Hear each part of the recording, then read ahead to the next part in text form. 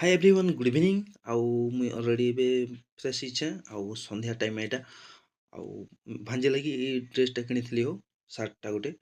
birthday बाची भांजे जा बोली किना आउ रेडी सारी जे भाई रेडी आज डेटटा हला जेनटा कि भाई सर्विसिंग टाइम ही गला मोर सर्विसिंग करी सारली हो गाड़ी की सर्विसिंग करली